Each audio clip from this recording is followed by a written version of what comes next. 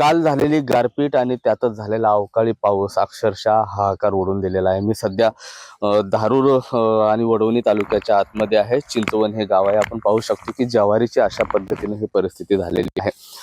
हाताला ही ज्वारी आहे, साधारणतः 40 ते 50 क्विंटल ही ज्वारी होणार होती। मात्र काल अचानक गारपीट झाली, मुसळधार पाऊस झाला आणि अक्षरशः हाती आलेलं जे पीक आहे ते आपल्याला सध्या झोपलेल्या अवस्थेत आपल्याला पाहायला मिळते। आणि हे दाम्पत्य आहेत, वृद्ध दाम्पत्य आहेत, कुठेतरी आडवी झालेली ज्वारी उभं करण्याचं काम करतायत।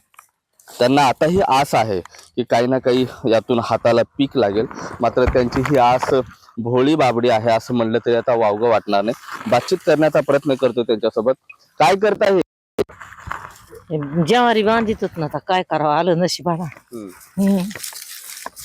वाईट झालं आमचं जरा। म्हातारे माणसं इतके कष्ट करायला, हो म्हाताऱ्या माणसाचंच कष्ट हे बेकार झालं हे, आता काय करावा। तुम्ही अश्रू अनावर होत आहे, साहजिकच आहे। माता आहे, कारण तळहाताच्या फोडासारखी जपलेली ही शेती, हे पीक आहे ते आज उघड्यावरती आले। किती खर्च आला होता साधारणतः? ह्याला 20,000 रुपये खर्च आला आणि खुरपणीला ह्याला नुसत्या। हो। आणि कसं झालं रात्री, म्हणजे किती वाजता हे सर्व नुकसान झालं? 3 वाजता झालं ना, आम्ही काही तर गावाला गेलो आम्ही, पण 3 वाजता झालं ना। काय आता वाटलं झालं। कसे कष्ट घेतले होते यासाठी? लय कष्ट घेतले, सकाळपासून राबलो साऱ्या आणि ऊन बघितलं नाही, ताण बघितलं नाही, पाणी पाजलं आणि माळ सावलीला बसू या ज्वारीच्याच गरमत होतं ज्वारी मध्ये।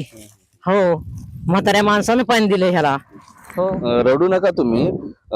काय शेतकऱ्यांच्या ह्या पाचवीला पुंजलेला आहे, सरकार आहे, हवालदिल होऊ नका, दिलासा देण्याचं काम होईल।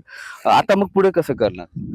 आता काय विचार करावा ते काही कळच ना आता, कसं करावा, हे कसं बांधावा, कसं खुडावा, हो कसं करावा। नेमकेच हातबल झालेले शेतकरी आहेत माझ्यासोबत, बाबा पण आहेत, त्यांच्याशी बातचीत करण्याचा प्रयत्न करतोय। बाबा, किती खर्च आला होता, कसं झालंय डोळ्यासमोर? खर्च 50,000 आला ना।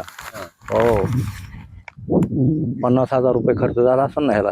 हे ट्रॅक्टर, पेरणी, खुरपणी असतात, पाणी, खत आहे, आणि उगा पासा पाणी देऊन पाणी प्यायला बी नव्हतं, पण आपलं कसं तरी उली असं कधी झालं होतं का? हे कधी तुमच्या शेतात असं नुकसान झालं होतं? पहिली बारी या।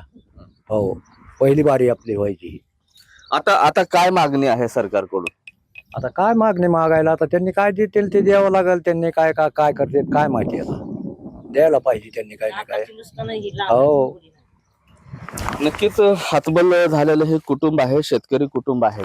कुठंतरी आता सरकारला जाग आली पाहिजे, प्रशासन बांधावरती पोहोचलं पाहिजे अशी आस आहे। मात्र एकीकडे लोकसभेची निवडणूक आहे आणि त्यामध्ये बीड जिल्ह्यातले जे नेते आहेत ते प्रचारामध्ये दंग आहेत। तर दुसरीकडे जर पाहिलं तर अशा पद्धतीनं काल गारपिटीमध्ये हे नुकसान झालेलं आहे, अतोनात नुकसान आहे, अश्रू अनावर होत आहेत। त्यामुळे जिल्हा प्रशासन तात्काळ बांधावर आलं पाहिजे आणि हातबल झालेल्या शेतकऱ्यांना दिलासा देत त्यांना आर्थिक मदत जाहीर केली पाहिजे, अशी मागणी जी आहे ती आता शेतकरी वर्गातून होते। कॅमेरा पर्सन अक्षय रडेसह मी महेंद्र कुमार मुधोळकर, TV9 मराठी, चिंचवण, वडवणी।